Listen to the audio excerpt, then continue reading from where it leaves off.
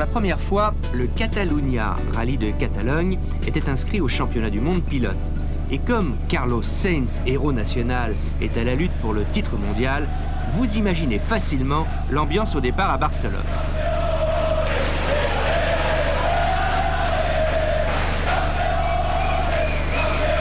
Carlos Sainz contre Juha Kankkunen, Toyota contre Lancia. Pour Sainz, le champion du monde en titre, la situation est simple s'il veut en Espagne sans attendre le RAC conserver son numéro 1. Il doit soit l'emporter, soit s'il est deuxième ou troisième, Kankkunen ne doit pas marquer. En fonction de ces critères, quelle va être sa tactique? Pour moi, dans ce cas de figure, je vais attaquer fort sur le goudron et après sur la terre, j'aviserai. Pour Kankkunen, le Finlandais, les choses ne se présentent pas très bien. Une grève d'avion, bref, les reconnaissances ont été très raccourcies. Cela a été vraiment idiot de notre part, car avec notre retard et les restrictions dans les reconnaissances, nous n'avons eu qu'une journée pour prendre les notes, et c'est ainsi que nous n'avons pu passer que 2 ou 3 fois dans les spéciales. Première épreuve, la super spéciale, un tourniquet pas très significatif que va remporter François Delecourt. Avec Delecourt, tout paraît facile, même l'italien. Non mi piace molto la terra del rallye, è troppo dura per la mécanique. Le tarmac est ok, maintenant je parle français. L'asphalte est un peu comme la Corse, c'est très rapide, mais je trouve que la terre est un petit peu trop cassante. À noter aussi la présence d'Armin Schwarz, auteur de quelques mémorables sorties de route. Le jeune pilote allemand a dû, à la demande de Toyota, tempérer sa fougue sous peine d'excommunication.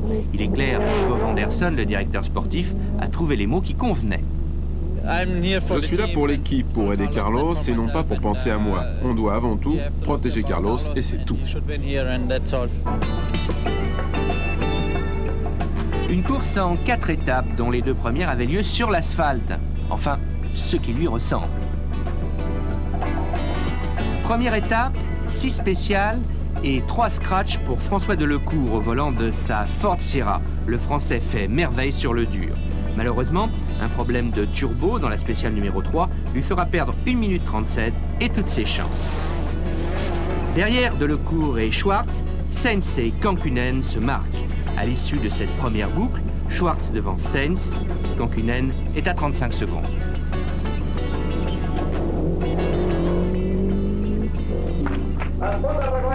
Coup de théâtre le lendemain matin à 7 h. La Toyota de Sainz refuse de démarrer. On la pousse en dehors du parc fermé. L'équipe tente de faire démarrer l'auto à la poussette. Mais le gros de l'assistance Toyota n'est pas là, les pièces et les mécaniciens manquent. Nouvelle tentative de poussette toujours, mais avec le camion d'assistance cette fois-ci. En vain. La partie de mécanique continue, sans succès. Calme, résigné, Carlos Sainz doit finalement abandonner. On apprendra un peu plus tard que le coupable est un des 3 boîtiers électroniques. Le championnat se jouera donc au RAC en Grande-Bretagne.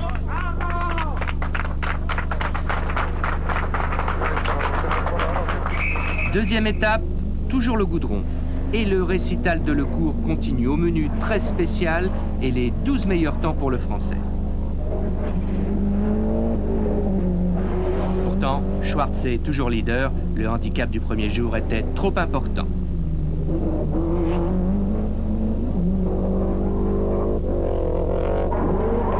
Victime de ces notes approximatives, Kankkunen se fait mettre une valise plus de 4 minutes au terme de la seconde étape, qui voit au général Delecourt deuxième à 30 secondes de Schwarz le leader.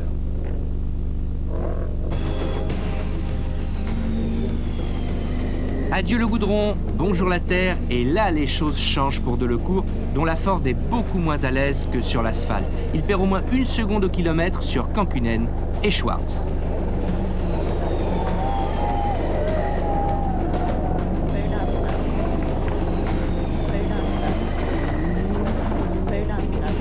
Un Kankkunen qui fait le forcing, 6 meilleurs temps sur 9 spéciales.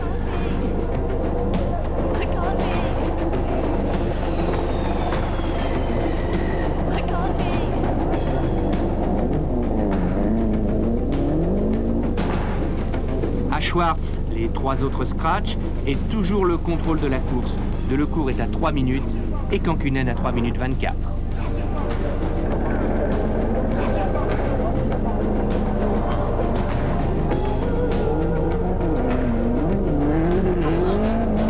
A noter que Carlos Menem Jr., le fils du président de la République argentin, est 10e et premier du groupe N, place qu'il devra céder à Capdevila après une sortie de route dans la dernière étape.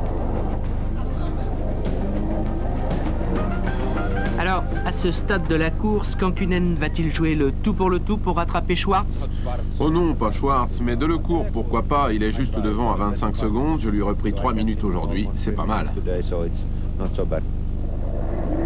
C'est un problème de rigidité de pneus qui handicape Delecourt sur la terre. Toyota et Pirelli, pour barrer la route à Kankkunen, proposent alors aux Français des pneus en 16 pouces. Cela métamorphose la Ford, mais c'est trop tard. Delecourt perd sa 2e place pour 5 secondes.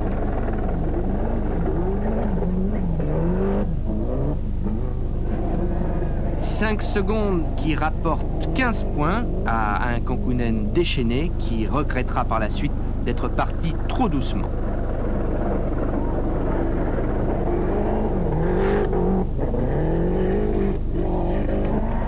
Ce qui aurait dû être une fin de course sans histoire pour Armin Schwartz fut en fait très mouvementé pour le pilote Toyota.